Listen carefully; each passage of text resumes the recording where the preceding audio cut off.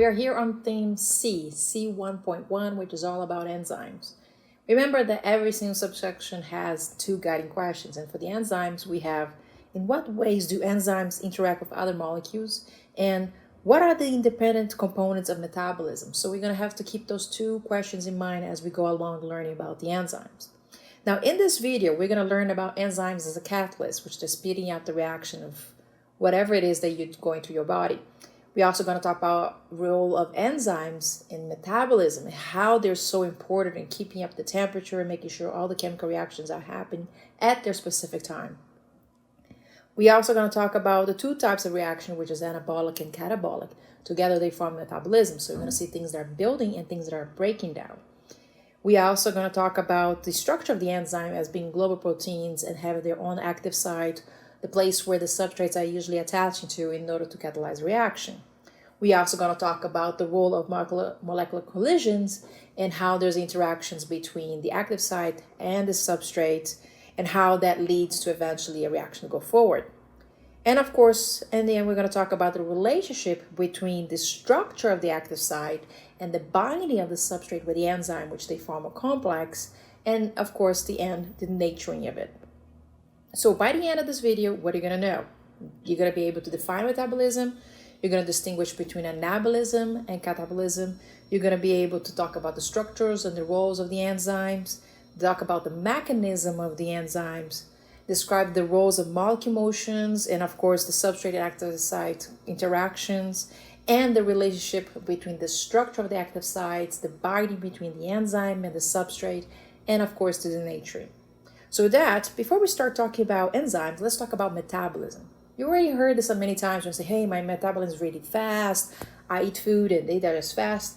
Well, it is true, because every single chemical reaction that happens in your body, all of them are known as metabolism. Now, the metabolism has two types of reactions. It can be one that is building and one that is breaking, and those two are happening all over. So you can see here, there's different types of chemical reactions happening in your body. And this is just a small little sample. Some can be cyclic, some can be linear. But these reactions are enzymes after enzymes helping going from one substrate to a product, and then that product go from a substrate to an active one. So it's all of them are being catalyzed by an enzyme action. So there are two reasons why the metabolic reaction has to happen. One of them is actually to break things down to catabolic reactions in which they create energy. The second one is for them to make things, or what we say the word synthesis. Synthesis here basically means it's to build things up. And then assimilation is to join things up. So for example, if you pick up a lot of proteins and put them together, they make a muscle. That's an assimilation. It's like you're placing certain molecules into their allocated areas which they have to be at. So for example, you want to put glucose as a storage, you put them in the muscle and the liver. That's an assimilation. So there's two types of reactions in metabolism. One is anabolism, another one is catabolism. Anabolism here is going from from small molecules to making big molecules. Catabolism is going from big molecules to make small molecules. When it comes to anabolism, because you're building something, you need to use energy to make that. Catabolism is the opposite. When you want to break something, you're releasing energy out. An example of anabolism here is photosynthesis, which you're making glucose. And while an example of catabolism is cell respiration, which you're actually breaking down glucose. So if you see in this picture right here, you can see there's addition of water into a big molecule and that eventually break into pieces. That is known as catabolism. When you have a bunch of pieces being joined together and releasing water, that will be known as anabolism. So together, these two types of process is what keeps your metabolism going every single day. Now that we know what metabolism is about, let's talk about the enzymes. We know the enzymes are made of proteins and they have a specific shape, and their shape has a specific function. So having a specific shape gives them a specific functions and so forth. Now, they are not only to build things, enzymes are also there to break things down. They are catalysts. And when we talk about the word catalyst, it means we're starting to speed up the reaction. Reaction of what? Of chemical reactions. Now, you are actually waiting for two things to come together to build a big molecule. It might take 3-4 hours to build it up. But if you place an enzyme in there, instead of taking you 2, 3, 4 hours, it might take you 10 minutes. So it's great to have enzymes in, because enzymes can do what? They just speed up the reaction. Now, that's what's known as catalysts. But the question is, how do they speed it up? You understand that it's speeding. But how? They do that by lowering the activation energy. And then you're like, what is an activation energy? Activation energy is the amount of energy that you need for this reaction to go forward. So let's say if you need 100 points in order for the reaction to go, if you put an enzyme, you're only going to need 10 points. Can you see how much energy you're saving by putting an enzyme? Also, this goes with temperature. If you want two particles to collide, the more temperature you put, more chances they collide. But imagine if you have to put a temperature of 50 degrees in order to make two particles collide. If it's our case, we're dead, because by 44 degrees, we're dead. So we definitely want to have a lot of enzymes in our body so we can keep our temperature cool. Otherwise, we're going to have to raise our temperature to make all these reactions go, which is not a good thing, right? Because you want to get a lot of energy. This is the reason why it is extremely important to have enzymes as a catalyst. Now, whenever you see the word ACE here is for every enzyme that you see out there. So sucrase, like we see here, maltase, these are enzymes. So sucrase is breaking sucrose, maltase is breaking maltose. Of course, there is exception enzymes such as pepsin found in your stomach. You don't see the word ACE in there. But every time you see ACE in the end of the word, remember that's an enzyme. Now, enzymes are basically 3D proteins, and they are basically made of chains of amino acids. So an enzyme is different from another enzyme because of how the sequence of their amino acid is. So by knowing the sequence of the amino acids, you will know their shape and you will know the function of that enzyme. And that's what makes the enzyme so specific to something. So when we talk about the substrate, on the other hand, is the one that is going to bind to the enzyme. Where? At the active site. As you can see here, this right here is the active site. And you can see that the substrate here, it's going to be joining these two. Now, when you join these two spaces, now you have an enzyme-substrate complex. And remember, you have to write the word enzyme-substrate complex form. I see this in the mark schemes all the time. And then eventually the enzyme will release the two products out. But for you to join the substrate into these guys, the substrate has to have the same shape as the active site of the enzyme in order to match. That's why the enzyme is very specific to the substrate, all because they have to have the same shape, the active site and the substrate. Now, when we talk about the active site, now they have a specific shape. Now, the reason why they have the specific shape is because they have a certain sequence of amino acids. And those amino acids have a certain type of charges. They can be positive, negative. That's what made them do the chemical environment. So the shape and the chemical environment determines the active site. And that shape with those charges, they have to match the shape and the charges of the substrate in order to attract. If the charges and the shape are not the same, then the active site will not bind to the substrate. So it's very important to know this. Now, enzyme-substrate reaction usually takes in a water environment. So let's just say there is no enzyme. You have two particles. These two particles, they're going to be moving around. And as long as they're moving around, there's no chemical reaction happening. But when they hit, the chemical reaction happen. Now, imagine they're here and you're taking hours. Hello? Not working. And look at the speed. But then you start rising temperature. Now they're moving faster because you're rising the temperature. Then they're moving faster. And then moving faster. And then poof, they hit. So you had to raise the temperature in order to make them move faster so they can collide. But like I said before, you have a certain limit. Our body, for instance, can handle 37, 38, 39. We're starting to get a fever. 40, we're definitely going to the hospital. 41, 42, we're dead. So we can't keep raising our temperature. That doesn't work.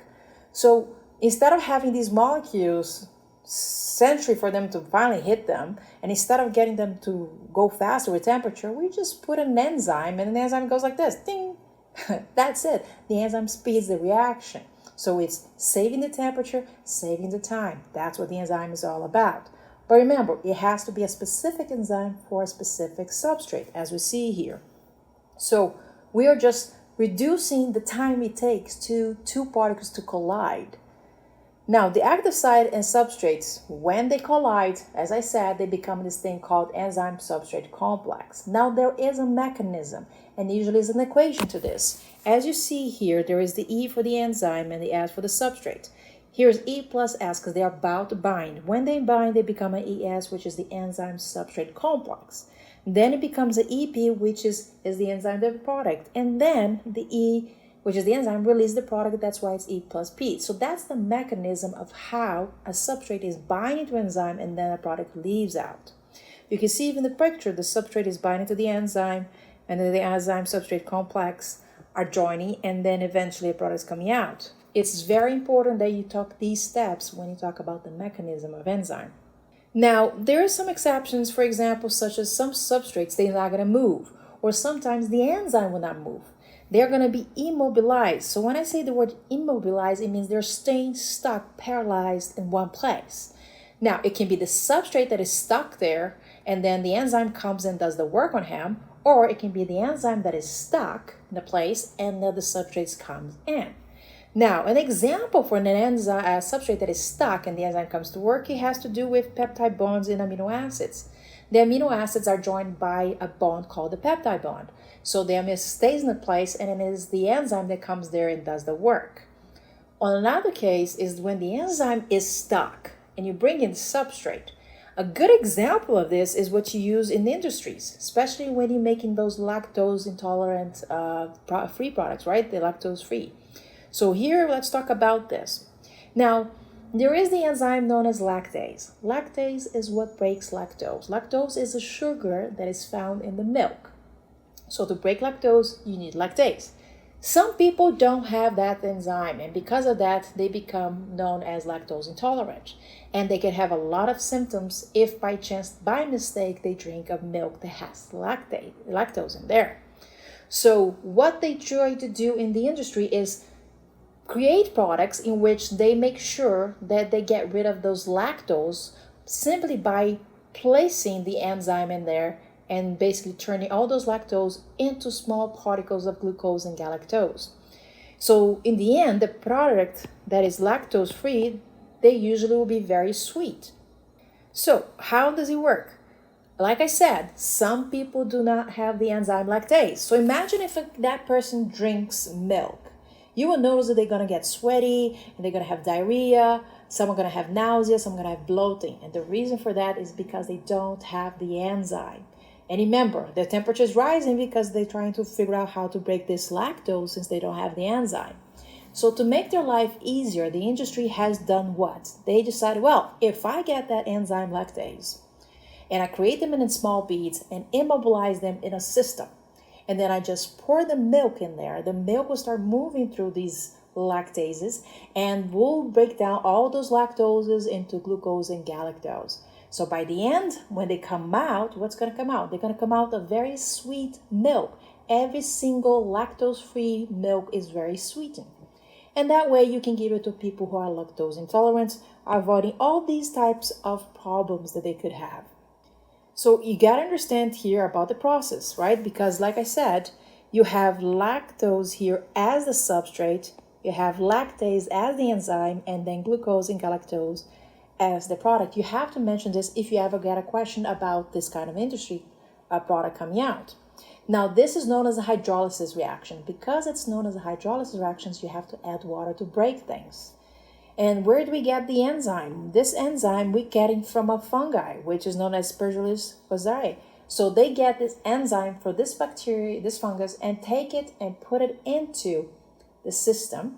And in that system, these enzymes are breaking the milk as they come through. So you have to understand that the enzyme has been mobilized. Now you can do a lab experiment in class where you literally create these beads, and every single one of these circles here is an enzyme, a lactase. And you can see that they're paralyzed or immobilized. That means they're not moving. And then right here, you will place the milk that has lactose, right? But then once they reach out here, they will be free from lactose. They won't have it anymore. And that's what the processing industries usually do. So in the end, you get a lactose-free product. And from, again, you can see the ice cream here. You can see the system right here that I just drew, where you can see the beads of lactase. So in the end, this is great. These are very sweet products. And the reason why for sweet is because they have the monomer sugars here, like glucose and galactose. So this video was very useful, but here, remember for the enzyme in this video, enzymes are very catalyst. They actually are very fast in doing the reaction without necessarily being used up. That means you can reuse the enzyme many times. You put the enzyme, you take it off, you put in an enzyme, take it off. The enzyme never gets tired. They keep doing it. They are very specific to reaction. They are very sensitive to the environment. That means you can change them by temperature and pH and substrate concentrations, so you can build them up. So remember, in this video, we learn everything about the basics of the enzymes, what they are, what they can do. So you understand about the metabolism, anabolism, catabolism, the structures and roles of the enzymes, the mechanism, the molecular motion of particles moving, even the relationship between the active site and the substrate and how they form that complex. And we learn a bit about denaturing, which basically is how the pH temperature can affect. But that will be on the next video where I'm going more in detail about it. But for now, this is it. Remember, with AIB, you can get that 7. On the next video, I'm going for part 2 on enzyme and explain a little bit more about how we can manipulate these enzymes. I'll see you on the next video. Take care.